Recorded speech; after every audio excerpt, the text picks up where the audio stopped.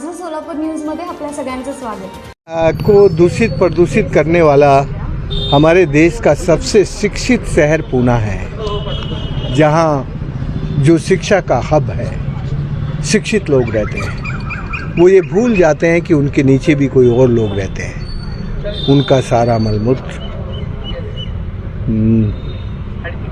नदियों के रास्ते उजनी डैम में पहुंचता है, मूला, मोथा, भीमा। असलियत में जो शिक्षित लोग होते हैं उनका ये दायित्व होता है कि वो दूसरों का भी ख्याल रखें। वो नदी केवल उनकी नहीं है जिस नदी में वो मैला छोड़ रहे हैं। उनका केवल 17 टीएमसी पानी हमारे 123 टीएमसी पानी को जहरीला बना रहा है, दूषित कर रहा है। तो ये जो बेसमझी है इस आधुनिक शिक्षा की और इस आधुनिक तकनीकी जीवन की, ये बहुत भयानक है, ये बहुत खतरे बताती है। और अब जो नई तकनीकें आ रही हैं वो तो इससे भी ज़्यादा खतरनाक है। इसलिए मैं इतना ही कहूँगा अपने सोलापुर के सेहतकारियों को कि वो प्राकृतिक खेती पे आए।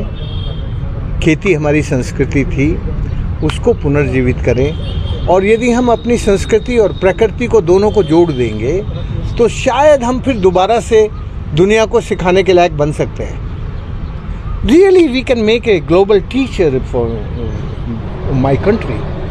पर जिस तरीके से, जिस अंधी दौड़ में हम आर्थिक विकास में, आर्थिक ढांचे में जा रहे हैं, ये आर्थिक ढांचा सचमुच बहुत खतरनाक है और मन को बहुत दुखी भी करता है, अंदर तक दुखी करता है। ये जो उजनी डैम के साथ हो रहा है ना, ये देश में बहुत सारे डैम के साथ हो रहा है। लेकिन हमारे देश को चलाने वाले, हमारे देश को जो अपने आप को ये मानते हैं कि हम चला रहे हैं, कौन चलाने वाला है मैं नहीं जानता, मैं उसको जानता नहीं, पर जो अपने आप को ये मानते हैं कि हम चलाने वाले हैं, उनकी आंखें बंद हैं। वो नदियों के साथ अन्याय कर रहे हैं। जो नदियां हम सब की हैं, हमारे राज्य की, समाज की, संतों की, महाजनों की, सबकी धरोहर है, उन नदियों के प्रति बेरुखी है, अनदेखी है, तालाबों के प्रति बेसमझी है, उसके कारण बांधों के प्रति बेसमझी है, उसके कारण हमारा जीवन खतरे में है। आप जानते हैं जल और हमारे जीवन का रिश्ता, हमारी हेल्थ और पानी, इन दोनों का बहुत गहरा संबंध है। यदि हम इस संबंध को समझकर नहीं जिएंगे तो हमारा भविष्य सुरक्षित नहीं है।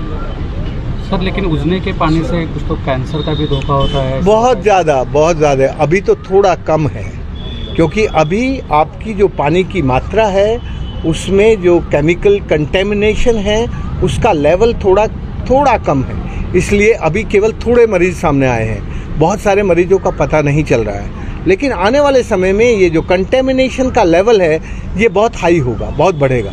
और फिर तो अभी तो केवल पीने वालों को होता है, फिर उसके पास जो जाएंगे उनको भी होगा, क्योंकि क्रोमियम की मात्रा इस पानी में जैसे जैसे कंटेंट बढ़ेगा वो बहुत भयानक होगा। उजनी प्रदूषित होऊ नये म्हणून जशी पुणेकरांची जबाबदारी तशी शासनकर्त्यांची जबाबदारी अधिक आहे असं वाटत नाही का आपल्याला?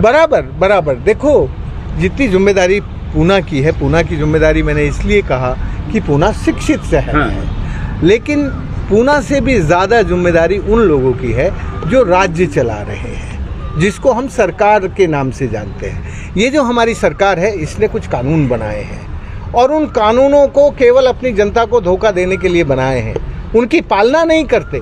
यदि उनकी पालना होती तो उजनी में गंदा पानी नहीं आता और उजनी एक अच्छा जीवन देने वाला तालाब बना रहता। हमारे कानून में, हमारे संविधान में, और संविधान के बाद जितने भी हमारे water pollution control act, water conservation act, जितने भी एक्ट बने उन सब में प्रोविज़ो है बचने का, लेकिन उनकी पालना नहीं होती। उनके जो सब राज चलाने वालों के जो दोस्त लोग हैं वो सारी गड़बड़ियाँ कर रहे हैं, सब गड़बड़ियाँ, जितनी भी गड़बड़ी कर सकते हैं। और जिनको थोड़ा बहुत राज से डर लगता है वो या तो अपना उद्योग बंद कर देते हैं या फिर थोड़ी बहुत यदि उनमें हिम्मत है तो खोज लेते हैं बचने का उपाय।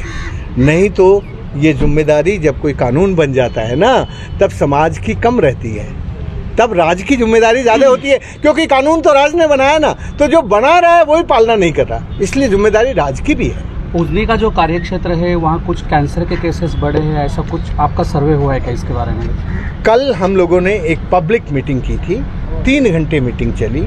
वहाँ के लोगों ने बताया कि अब दिन ब दिन हमें जो रोगी हैं, जिनकी जांच करा रहे हैं, ज़्यादातर कैंसर के रोगी निकल रहे हैं। मैंने कोई अध्ययन नहीं किया, लेकिन जो लोक अध्ययन है, एक इतनी मोटी रिपोर्ट कल एक टीचर ने हमें दी, उसकी बनाई हुई थी, उसमें भी ये बात बहुत ज़ोरों से उभर कर आई है।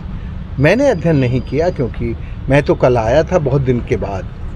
मैं पिछली बार जब उजनी गया, मैं चौथी बार गया कल उजनी में, पहले 30 साल से बराबर जब से बना, जब से जा रहा हूँ। लेकिन मुझे दुख है, आज की सरकार भी और पहले की सरकारें भी, इनको पानी जीवन की प्राथमिकता नहीं दिखता। जिस पानी से हम बने हैं ना, वो उनके जीवन की प्राथमिकता नहीं है।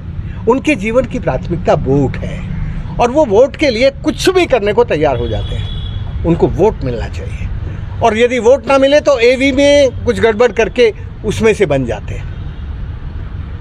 जो पुणे का मंगेशकर अस्पताल है, उजनी की वो पानी के बारे में जांच वहाँ चल रही है। उन्हें मैं और नरेंद्र चुग कई बार जाके वहाँ के जो कैंसर डिपार्टमेंट है और जो दूसरे डिपार्टमेंट हैं उनके साथ बात की, और हमने कहा कि आप उजनी के चारों तरफ का एक अध्ययन करके ज़रा बताइए कि कैंसर का किस तरह से बढ़ाव आ रहा है। वो रिपोर्ट अभी हम पब्लिकली नहीं कर रहे हैं, पर हम आपको बता देंगे जैसे ही आएगी।